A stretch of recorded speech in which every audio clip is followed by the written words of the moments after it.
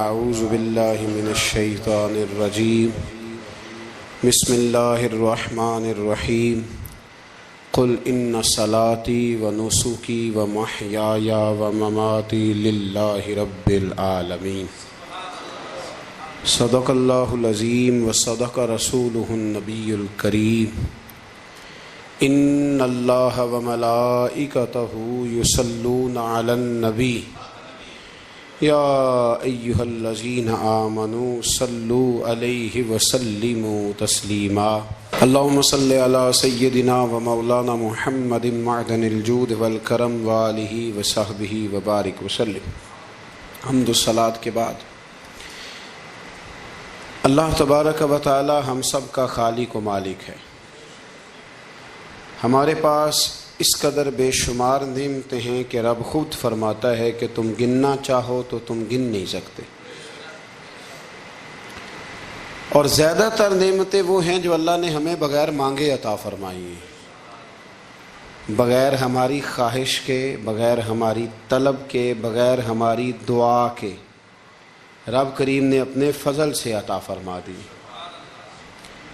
نعمتوں کے ادا کرنے کے بعد شکر کا حکم ضرور دیا گیا ہے، لیکن کوئی اتنا سخت طریقہ اس کا وضع نہیں کیا گیا کہ اب سارا دن کوئی شخص مسجد میں بیٹھا رہے تو شکر ادا ہوگا۔ اب اس کو یہ نہیں کہا گیا کہ تمہیں آنکھیں دی ہیں تو 2000 نفل پڑھو ایک آنکھ کے لیے، نہ یہ فرمایا گیا ہے کہ تمہیں اب زبان دی ہے تو تم اس طرح کرو، پہلے اس کے لیے 20,000 نوافل ادا کرو، 100 قرآن مجید ختم کرو۔ ایسی کوئی بات نہیں ہے، بلکہ اللہ تبارک و تعالیٰ نے شکر کا حکم دیا، اور جو چیز زیادہ اہم ہے، جو زیادہ توجہ طلب ہے، جو چیز زیادہ سمجھنے والی ہے، وہ یہ ہے کہ مالک نے سارا کچھ دے کے جو مطالبہ کیا ہے وہ یہ ہے کہ تم نے اب جو نیک عمل کرنا ہے وہ خالص میری رضا کے لیے کرنا ہے۔ قل ان صلاتی و نسکی و محیای و مماتی للہ رب العالمین۔ محبوب فرما دیجیے بے شک میری نماز، میری قربانیاں، میرا دنیا میں رہنا اور میرا دنیا سے پردہ کرنا اس رب کے لیے ہے جو تمام جہانوں کا پالنے والا۔ ہمیں یہ حکم ہے کہ ہم جب بھی کوئی خیر کا کام کریں، جب بھی کوئی اچھا کام کریں، جب بھی کوئی بھلائی کا کام کریں تو اس میں نیت خالص کریں، ارادے خالص کریں۔ انسان کو جو اجر ملے گا نا قیامت کے دن، جو ثواب ملے گا وہ اس کی نیت اور ارادے پر ملے گا۔ امام جلال الدین سیوطی رحمۃ اللہ علیہ سے کسی شخص نے کہا تھا جی ایک حدیث میں نے پڑھا ایک نیکی کا 10 گنا اجر ہے، ایک میں پڑھا 70 گنا، ایک میں 700 گنا ہے، تو اجر ہے کتنا؟ تو آپ فرمانے لگے جتنی نیت اچھی اتنا اجر بھی زیادہ۔ یہ تو ڈیپینڈ کرتا ہے تیرے اوپر۔ کام لوگ کراتے ہیں نا، ہماری مسجد میں کام شروع ہے، کام لوگ کراتے ہیں، تب کچھ لوگ ایسے ہوتے ہیں کوئی بھی کام کرنے والا وہ کام کا تب اس سے جان چھوٹے کسی طریقے سے، اور کچھ کام کرتے ہیں تو مزہ آ جاتا ہے۔ ان کی صفائی، ان کی دلچسپی، ان کا ذوق، ان کا شوق، ان کی توجہ بتلاتی ہے کہ یہ شخص واقعی کام کرنا چاہ رہا ہے اور اس کی دلچسپی ہے۔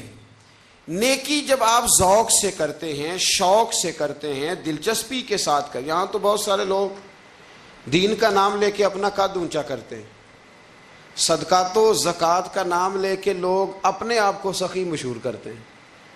یہاں تو لوگ نماز پڑھ کے معاشرے کے اندر اپنا وقار بڑھانا چاہتے ہیں، اللہ ماشاء اللہ کہ میں نمازی ہوں۔ یہاں تو لوگ کوئی خیر کا کام کر کے دیکھیں نا، اب کیا ہو رہا ہے حج عمرے کے موقع پر جو کام سب سے زیادہ ہوتا ہے وہ تصویریں کھینچنے کا ہے، سب سے زیادہ۔ اب میں چل پڑا ہوں، اب میں پہنچ گیا ہوں، اب میں جہاز میں بیٹھ گیا ہوں، اب نفل پڑھ لیے ہیں، احرام باندھ لیا ہے، طواف ہو گیا ہے، یوں لگتا ہے بندہ نہیں طواف کر رہا، موبائل طواف کر رہا ہے۔ یہ سب سے زیادہ لوگ ملنے آتے ہیں، پیار کرتے ہیں، دور دراز سے حضرات کئی دفعہ محبت کے ساتھ تشریف لے آتے ہیں، تو مجھے پتہ ہوتا ہے کہ اب جو کام سب سے ضروری ہے وہ تصویر کھینچنے کا ہے، وہ کرنا ہی ہے اور وہ کرنا ہی پڑے گا، اس کی مکمل تیاری ہوتی ہے، وہ پروگرام بنا کے آئے ہوتے ہیں۔ میرے بھائیوں یہ یاد رکھیں کہ کوئی بھی کام جب تک اس میں اللہ تعالیٰ کی رضا شامل نہیں ہوتی. دیکھیں نا، اللہ دلوں کے حال جاننے والا ہے. اگر کوئی شخص کسی قسم کی بددیانتی کرتا ہے، خیانت کرتا ہے، ظلم کرتا ہے، وہ لوگوں سے چھپ کے بھی کرے تو رب کریم کی سزا سے بچ سکتا؟ وہ چھپ کے کرے کیا کر لے گا؟ نبی کریم صلی اللہ علیہ وسلم نے فرمایا رب جب کسی کو رسوا کرنا چاہتا ہے تو 7 پردوں کے پیچھے چھپے بھی کر دیتا ہے، اور جب اللہ کسی کو عزت دینا چاہتا ہے تو پھر کوئی اس سے چھین سکتا؟ یہ میرے مالک کا نظام ہے. اس میں آپ کسی قسم کی کوئی جو ہے وہ مداخلت کرنے کے مجاز نہیں ہے. اپنی ارادوں کو، اپنی نیتوں کو، اپنے شوق اور ذوق کو خالص رکھیں اللہ کی رضا کے لیے. اس میں شائبہ نہ ہو، شک نہ ہو کسی قسم کا، غیر کی آمیزش نہ ہو.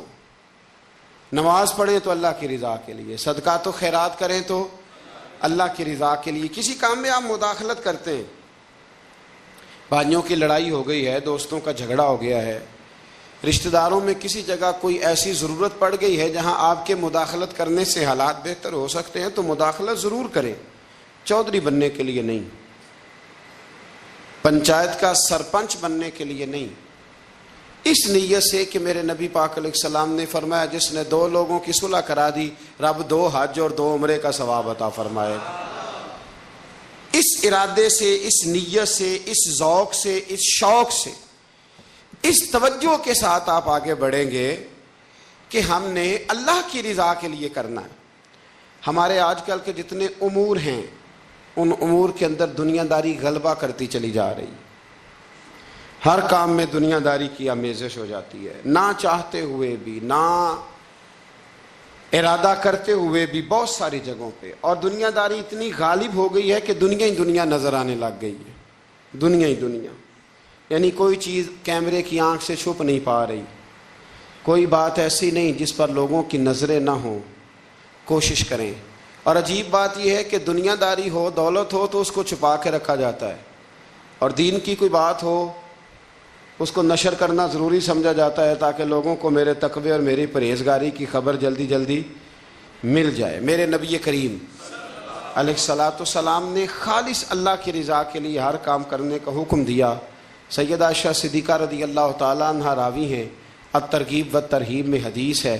پیارے حبیب کریم سید عالم صلی اللہ تعالیٰ علیہ وسلم نے ارشاد فرمایا کہ حضور ایک دن مجمع صحابہ کے مجمع میں حضور نے پوچھا بتاؤ اسلام کی سب سے مضبوط بنیاد کیا ہے؟ ایک صحابی نے کہا یا رسول اللہ نماز پڑھنا. 5 وقت لوگ جمع ہوتے ہیں، ایک دوسرے کا حال احوال پوچھتے ہیں، معاملات ہوتے ہیں.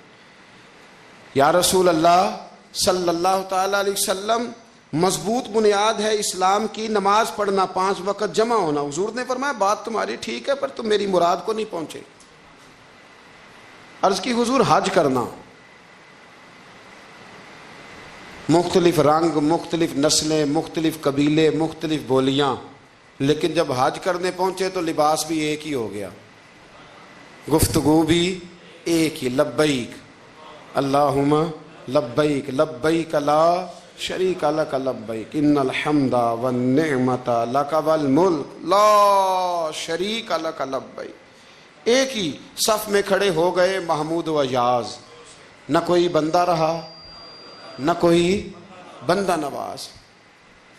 نبی رحمت سید عالم صلی اللہ علیہ وسلم سے عرض کی حضور یہ حج جو ہے نا اس میں بڑی یکسانیت ہوتی ہے، ہر رنگ ہر نسل کا آدمی ایک تسبیح کے دانے کی طرح ایک جگہ پہ پرو دیا جاتا ہے، تو لگتا ہے یہ اسلام کی مضبوط بنیاد ہے. محبوب فرمانے لگے بات تمہاری ٹھیک ہے پر تم میری مراد کو نہیں پہنچے.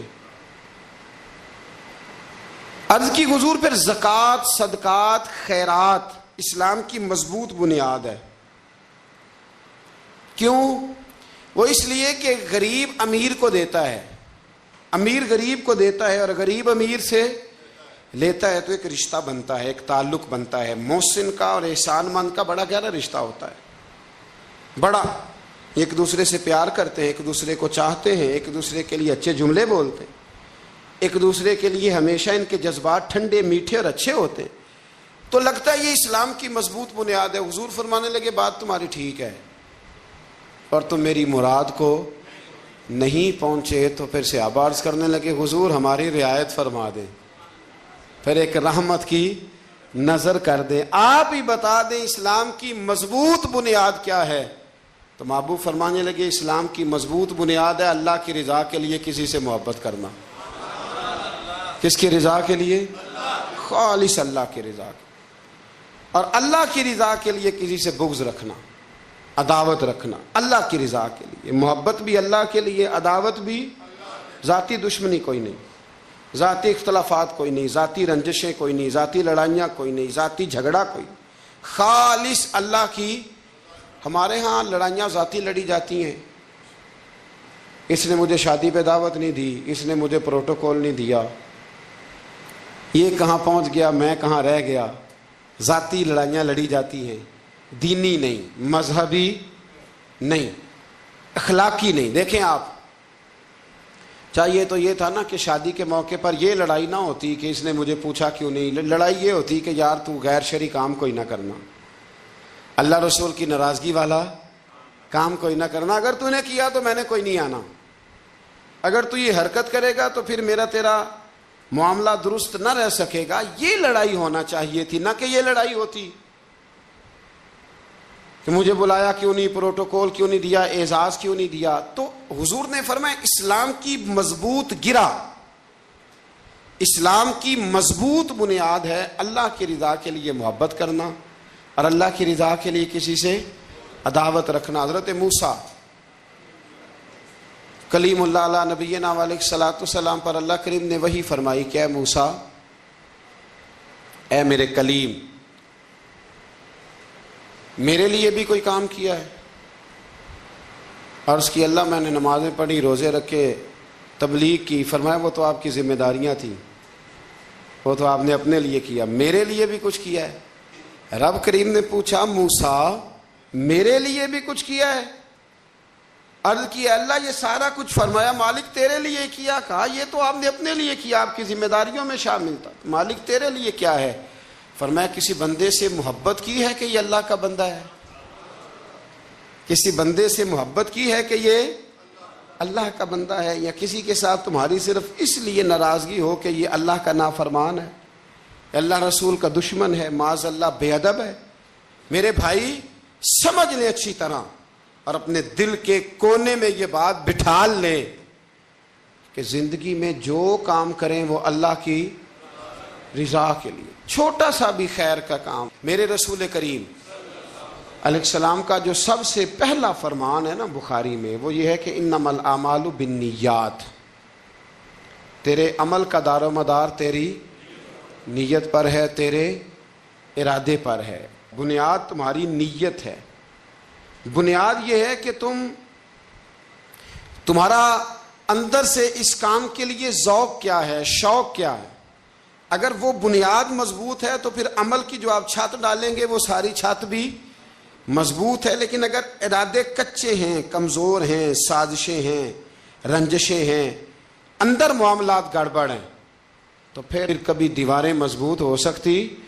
نیتیں اچھی کریں، بڑی سادی مثال، بڑی صاف ستھری، مولا کائنات شیر خدا حضرت علی المرتضیٰ کرم اللہ تعالی وجہ الکریم نا، آپ ایک جگہ جنگ لڑنے کے لیے گئے، جہاد ہو رہا ہے۔ عرب کے جو لوگ ہوتے تھے وہ دشمن کو سزا بڑی سخت دیتے تھے، بعض لوگ مطالبہ بھی کرتے ہیں نا سخت سزا کا۔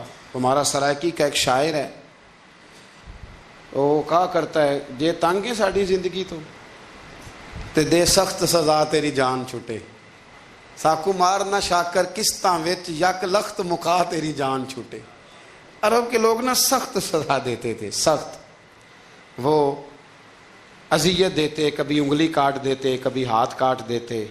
مختار سقفی نے جب امام علی مقام رضی اللہ تعالیٰ عنہ کے قاتلوں کو قتل کیا تو زیادہ تر کی گردنیں نہیں کاٹی تھی، بلکہ اس نے ہاتھ پیر کاٹ کے لوگوں کو جنگلوں میں پھینک دیا تھا، تڑپ تڑپ کے لوگ مر گئے۔ اسلام اس اذیت کا قائل ہے۔ اہل عرب اذیت دیتے تھے، بلکہ دشمن جب نڈھال ہو کے گر جاتا تھا نا تو اس پر گھوڑے دوڑا دیتے تھے، گھوڑے دوڑ جاتے تھے اس پر، لاشیں مسک کر دیتے تھے، ناک کان آنکھیں نکال ڈالتے تھے، ٹکڑے کرتے تھے وجود کے، اذیت دیتے تھے. تو جب کوئی آدمی کسی کے نرغے میں آ جاتا تھا نا، قابو میں آتا تھا، تو اس کی خواہش ہوتی تھی کہ میں مارنے والے کو غصہ دلاؤں تاکہ مجھے جلدی مار دے، اذیت نہ دے، تکلیف نہ دے، مجھے جلدی مار ڈالے، جلدی قتل کر ڈالے. یہ ان کا مزاج ہوتا تھا، رویہ ہوتا تھا. حضرت مولا علی شیر خدا کرم اللہ تعالی وجہ الکریم دشمن پر غالب آ گئے. جب غالب ہوئے تو اس نے معاذ اللہ حضرت علی پر تھوک دیا. کافر تھا، اس کا ارادہ یہ تھا کہ میں حضرت علی کو غصہ دلاتا ہوں تاکہ یہ مجھے جلدی مار دے، لیکن اسے نہیں پتا تھا یہ علی ہے. اسے نہیں خبر تھی کہ یہ جو خمیر ہے نا، ان کی تربیت مدینے والے محبوب نے فرمائی ہے. یہاں جو چمک دمک ہے اس کا رنگ ساری دنیا سے نرالا ہے، انوکھا ہے، شاندار ہے، وزادار ہے، کمال ہے. کہا حضرت علی پر معاذ اللہ میں یہ کام کرتا ہوں تاکہ وہ جلدی قتل کر دیں گے. لیکن جب اس نے مولا علی کی طرف یہ نازیبا حرکت کی تو حضرت علی نہ تلوار چھوڑ کے پیچھے ہٹ گئے. توجہ کرنا، رزلٹ دیکھنا. مولا علی پیچھے ہٹ گئے اور فرمانے لگے جا تو آزاد ہے.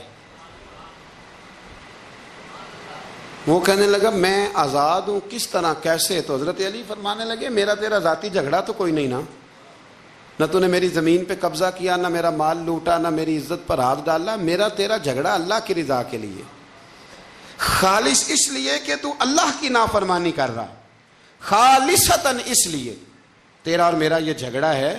باقی جہاں تک تعلق اس بات کا ہے کہ اب تو نے میری ذات شامل کر دی، اب تو نے مجھے تکلیف دے دی، اب تو نے مجھے اذیت میں مبتلا کر دیا.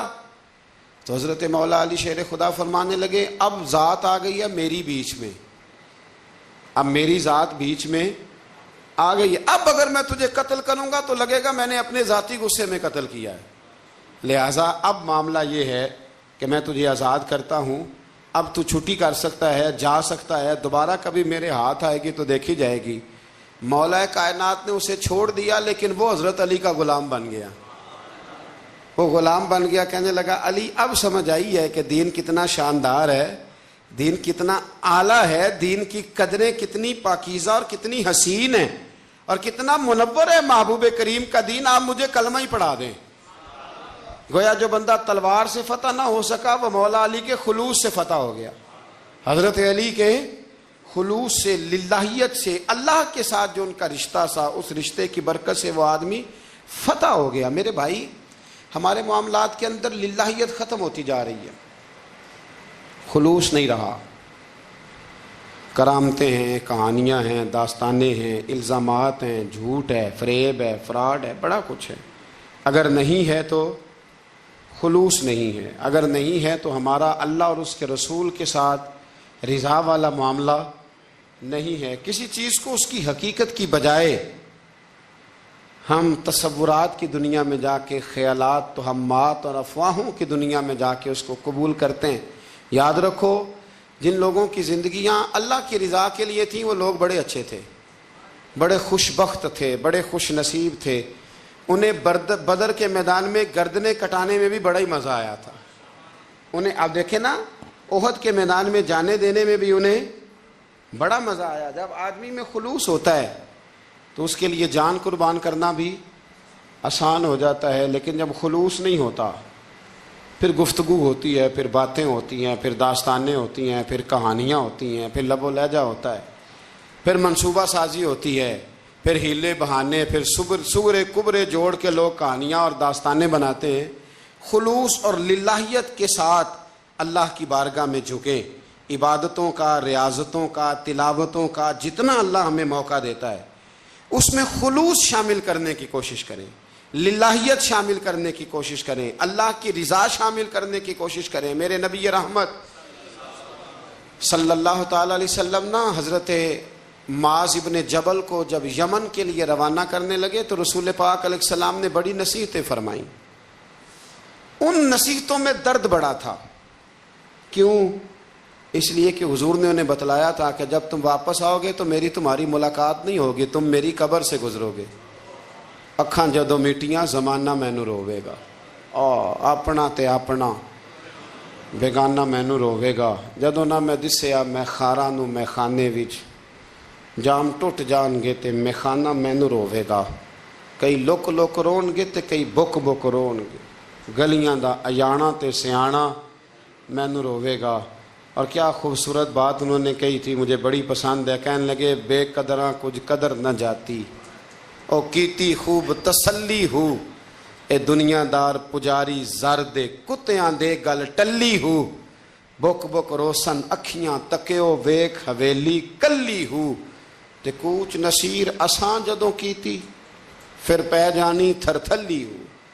कूच नसीर असां जदों कीती, फिर पै जानी, फिर कमाल हो जाएगी। बाद मरन दे मुखड़ा मेरा हो जावे जे ताज़ा, फिर समझ लेना महबूब मेरे ने आन पड़े है जनाजा।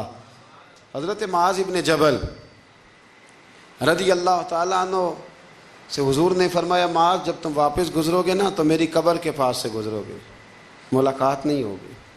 तो वो जो नसीहतें थी ना उस मौका पर, जब आप गोया किसी से आखिरी मुलाकात कर रहे होते, उन नसीहतों के अंदर जो हुस्न होता है, कमाल होता है, वो तो जाते जाते की बात, लै सजना असां तोड़ नहीं पाई, तो जान ही दिती राह तेरे, वो जो जाते जाते की गुफ्तगू होती है, वो जो अंदाज होता है, बड़ा कमाल होता है।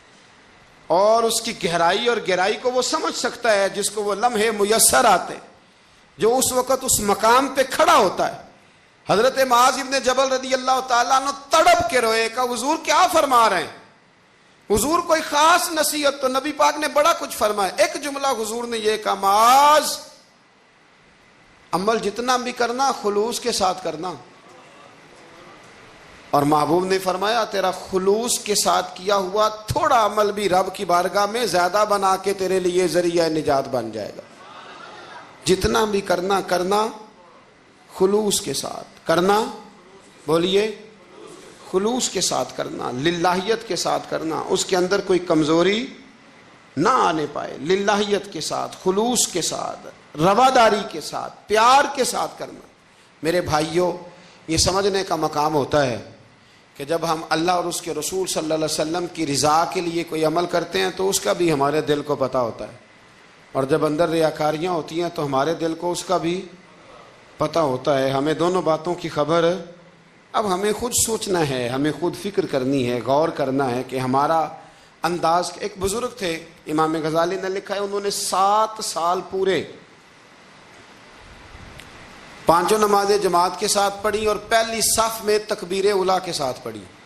7 दिन नहीं पूरी पढ़ी जाती पांचों नमाजें पहली सफ में पहली तकबीर के साथ।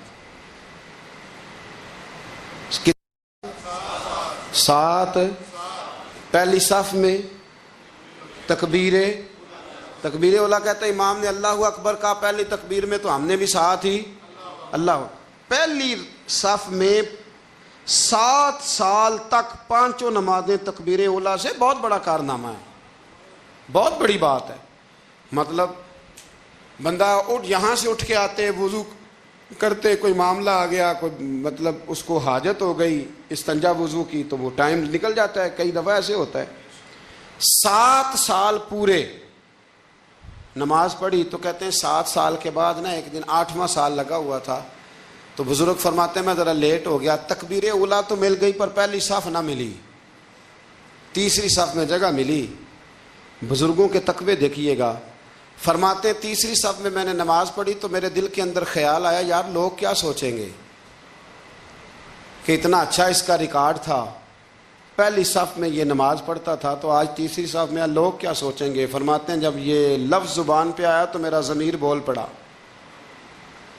जब ये सोच दिल में आई तो मेरा अंदर तड़प उठा, छम छम मेरे आंसू निकलने लगे, मैं रोया। और फरमाते हैं लोग चले गए और मैं नफल पढ़ता रोता रहा। मैंने कहा अल्लाह मुझे यूं लगता है वो 7 साल तक पहली सफ में जो नमाजें पढ़ता रहा वो तो लोगों को दिखाने के लिए पढ़ता रहा। फरमाते मैंने 7 साल की नमाजें कज़ा पढ़ी, कज़ा नमाजें पढ़ी, इसलिए कि मुझे समझ आई कि वो नमाज अल्लाह की रज़ा के लिए नहीं थी, वो तो बंदों को रिकॉर्ड बनाने के लिए थी। तो मैंने वो 7 साल की नमाजें कज़ा पढ़ी। और फरमाते हैं अब दोबारा से जब मैं जाता हूँ तो फिर मैं अपने दिल पे गौर करता हूँ कि पहली सफ تکبیر اولا پر یہ بتا نیت کیا ہے، یہ بتا کہ تیرا ارادہ کیا ہے۔ شیخ سعدی فرمایا کرتے تھے تیرے وجود کا قبلہ تو سیدھا ہے، دل کے قبلے کی بھی بات بتا۔ تیرے وجود کا قبلہ درست ہے پر دل کے قبلے کی بھی، ہاں خودی کا سر نہاں لا الہ الا اللہ، خودی کا تیگ فساں لا الہ، یہ دور اپنے ابراہیم کی تلاش میں ہے۔ صنم کدا ہے جہاں لا الہ الا اللہ، صنم کدا ہے جہاں لا الہ الا اللہ، اور اگرچہ بت ہیں جماعت کی آستینوں میں پر مجھے ہے حکم ازاں لا الہ الا اللہ۔ تو یہ جو ہمارا مزاج ہے نا لوگوں کو دکھانے کا، بتانے کا، سنانے کا، شیخ ابو العباس مرسی فرماتے کہ مجھے کئی دفعہ محبوب کریم علیہ السلام کا دیدار نصیب ہوا، میرا اور حضور کا معاملہ تھا، پھر میں نے لوگوں کو بتانا شروع کر دیا۔ فرماتے ہیں پھر انہوں نے آنا چھوڑ دیا، اس لیے کہ کچھ باتیں ایسی ہوتی ہیں جو بتانے کی نہیں ہوتی، لیکن کچھ بندوں کو بشارتیں ہوتی بڑی ہیں، وہ ان بیچاروں کو بد ہضمی ہو جاتی، وہ بتائیں نا جب تک 20 لوگوں کو، تب تک ان کی وہ بد ہضمی ختم۔ حالانکہ ہر چیز بتانے کی، دکھانے کی، سنانے کی، ہر چیز کی وضاحت دینے کی نہیں ہوتی، ہر چیز ایسی نہیں ہوتی۔ حضرت ابو ہریرہ جیسے لوگ فرمایا کرتے تھے علم کی 2 تھیلیاں، ایک کھولی ہے، دوسری کھولو تو مجھے قتل کر دو۔ ہر چیز کو بتانے سمجھانے کی ہوتی ہے۔ تو خلوص دیکھے کتنا ہے اس میں، للہیت کتنی ہے، اللہ کی رضا کتنی۔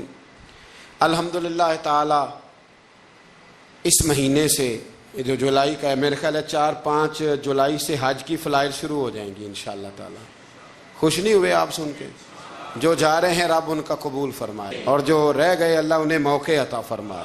ای سعادت بزور بازو نیست تا نہ بخشندہ خدائے بخشن، یہ سعادتیں بازو کی قوت سے نہیں ملتی، تبھی ملتی ہیں جب اللہ عطا کرتا ہے، جب رب اپنے فضل سے عطا کرتا ہے پھر یہ سعادتیں ملتی ہیں۔ لوگ حج کے لیے جا رہے ہیں، اور آپ کو پتہ ہے حج بھی آج کل ساتھ ساتھ حج ہوتا ہے، ساتھ ساتھ سیلفی ہوتی ہے، آخر تک چلتا ہے۔ ایک بزرگ تھے حضرت ابو مرتعش ان کا نام تھا، وہ فرماتے ہیں میرا 4تھا-5واں حج تھا، نفلی حج کرنے کے لیے میں جا رہا تھا، تیاری میری مکمل ہو گئی تھی، 2-4 دنوں میں میری روانگی تھی، ارادہ میرا مضبوط تھا، معاملات سارے طے ہو گئے تھے، بس میں جانے کے قریب تھا۔ فرماتے ہیں کہ میں ایک دن گھر میں بیٹھا تھا، کریں اماں جی نے نا کہا بیٹا ذرا پتر ذرا پانی کا پیالہ دینا۔ تو فرماتے میرے دل میں خیال آیا کہ ایک تو میں عالم ہوں، صوفی ہوں، درویش ہوں، مولوی ہوں، اور دوسرا یہ کہ میری کل پرسوں تیاری بھی ہے، تو پانی تو چھوٹا بھائی بھی دے سکتا ہے، یہ کام کو بچہ بھی کر لے گا۔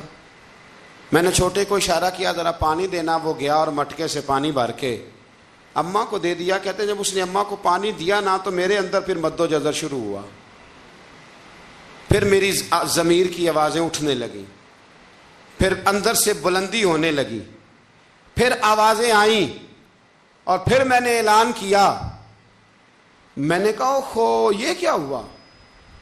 سینکڑوں اور ہزاروں میل حج کرنے کے لیے جانا میرے لیے آسان ہے، اور یہ 2 قدم اماں کو پانی دینا میرے لیے مشکل ہے، یہ کیا بات ہوئی؟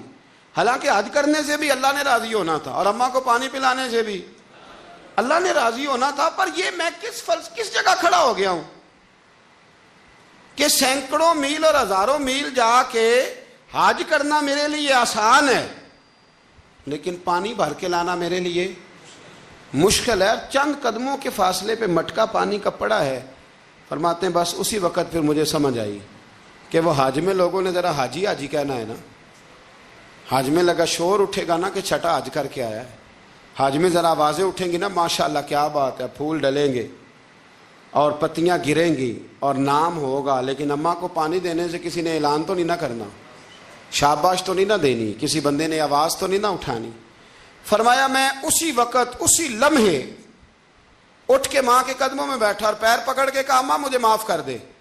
اماں کہنے لگی بیٹے کیا ہوا؟ میں نے کہا اماں مجھے سمجھ آ گئی، آج میرا نفلی ہے، میں اس سال نہیں جاؤں گا، اگلے سال جاؤں گا، اب یہ پورا سال میں تیری نوکری کروں گا، میں تیری خدمت کروں گا، تیرے پیر دباؤں گا، تیرے لیے کھانا لاؤں گا، میں تیری ڈیوٹی کروں گا، اس لیے کہ مجھے سمجھ آئی ہے کہ نیکی کا تصور اصل میں ہے کیا۔ ہم بالعموم وہ نیکی کرنے جا رہے ہوتے ہیں جو نیکی بھی ہوتی ہے اور دنیا میں اس کا نام بھی ہوتا ہے, تذکرہ بھی ہوتا ہے, اس کی وجہ سے ہمارا قد بھی اونچا ہو رہا ہوتا ہے. حالانکہ نیکی کا تصور تو بڑا چھوٹا سا ہے. کل معروف صدقہ, مسکرا کے ملنا بھی نیکی, رزق حلال کما کے بچوں کو کھلانا بھی نیکی, گلی سے پتھر اور کانٹا اٹھا دینا بھی نیکی. پر ہمیں تو کوئی لمبی چوڑی نیکی چاہیے, کوئی بڑی نیکی چاہیے. اس لیے بہت سارے ایسے لوگ ہیں جو نیکیاں ان کی پہنچ میں ہوتی ہیں وہ نہیں کرتے. وہ محرم کے ایام میں نا ایک جگہ پہ حاضری کا موقع ملا تو وہاں ایک صاحب کہہ رہے تھے ہم مریں گے, لڑیں گے, جانیں دیں گے, قربانی دیں گے, ہم امام علی مقام کی سنت ادا کریں گے, سارا کچھ کریں گے. تو بعد میں وہ میرے پاس بیٹھے تو میں نے انہیں کہا کہ جب جنگ کا موقع آئے گا تو انشاءاللہ لڑیں گے, جانے بھی دیں گے, پر ابھی آپ یہ کام کریں کہ امام حسین ایک رات میں پورا قرآن پاک پڑھا کرتے تھے, یہ والی سنت امام حسین کی شروع کریں. یہ والی سنت ابھی آپ سٹارٹ, جب وہ موقع آئے گا تو انشاءاللہ وہ کام بھی کریں گے. تو یہ والی سنت آپ سٹارٹ کریں امام صاحب کی. امام صاحب 100 نفل پڑھا کرتے تھے فرض نماز کے علاوہ روزانہ, 100 رکعت نماز نفل. تو آپ یہ والی سنت امام حسین کی شروع کریں نا, تو جب کربلا سجانے کی باری آئے گی تو پھر کربلا بھی سجا لیں گے. لیکن ہم نے یہ والے کام نہیں کرنے, نمازیں 5 پوری نہیں پڑھنی, ہم نے تو صرف کربلا والی سنت ادا کرنی, نعرے لگانے ہیں, وہاں تک پہنچنا ہے. میرے عزیز یاد رکھیں, اللہ کی رضا ہر جگہ پیش نظر ہو. میرے رسول کریم صلی اللہ تعالی علیہ وسلم کی عالی مرتبت خدمت میں ایک جنگ کے موقع پر صحابہ نے عرض کیا تھا کہ یا رسول اللہ صلی اللہ تعالی علیہ وسلم فلاں آدمی بڑی ہمت سے لڑ رہا ہے, جہاد کر رہا ہے, بڑی بات ہے. تو حضور نے فرمایا یہ جہنمی ہے. جہاد کر رہا تھا, توجہ ہے میری بات پر. حضور نے فرمایا یہ جہنمی ہے, یہ دوزخی ہے, یہ بندہ جنتی نہیں.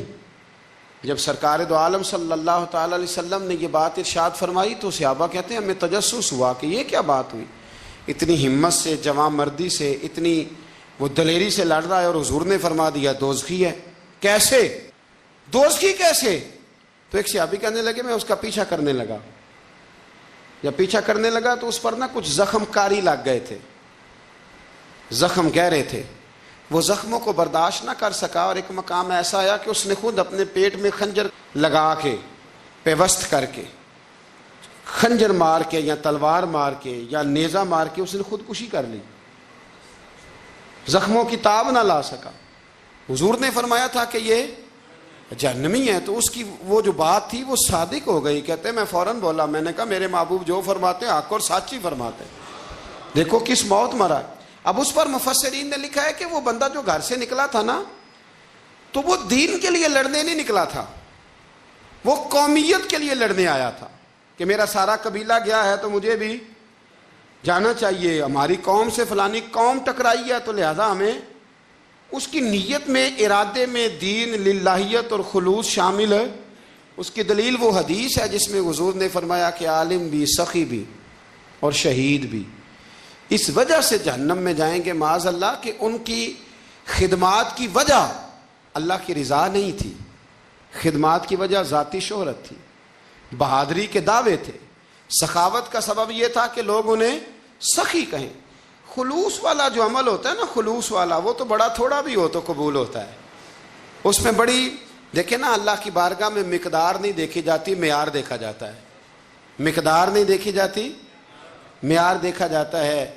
نبی کریم علیہ السلام نے ایک جنگ کے موقع پہ اعلان کیا کہ ہر بندہ چندے میں حصہ دے, قحط کا زمانہ ہے, بہت زیادہ مال کی ضرورت ہے, ہر آدمی آئے, حصہ ڈالے, آگے بڑھے.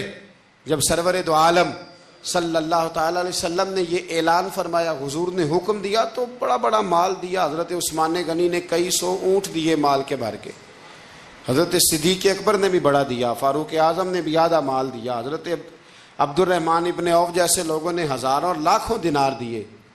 ایک غریب صحابی تھے, وہ فرماتے میں نے زور سے عصر تک یہودی کے باغ میں مزدوری کی, چند کلو کھجوریں ملی تو لا کے میں نے حضور کی بارگاہ میں نذرانہ پیش کیا. فرماتے میرے دل میں خیال تھا کہ وہ میری اٹی کیا کرے گی, میرا ایک قطرہ کیا کرے گا؟ جہاں لوگوں نے لاکھوں دیے ہیں، ہزاروں دیے ہیں، تو کیا بنے گا؟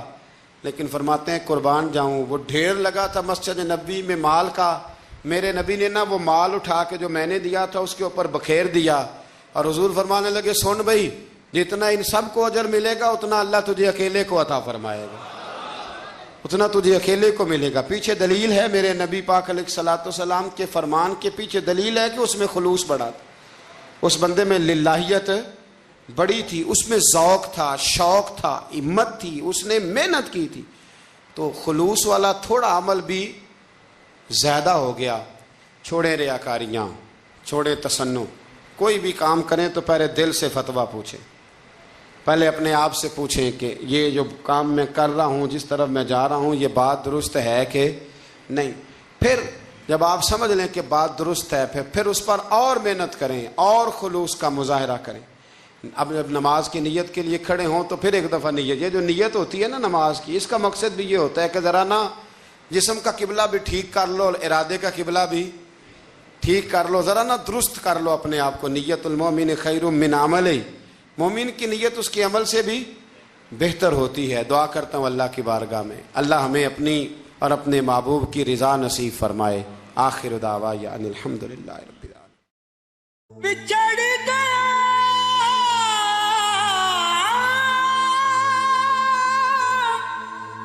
میرے دل دا جانی، تے میں ککھوں وانگر رل گئی، پھلاں نال نازک جندڑی میری وچ کنڈیاں دے رل گئی، کم سجنا دے مار مکایا، تے میں اتھروں بن کے ڈل گئی، ایک مایا تیری یاد نہ بھلدی،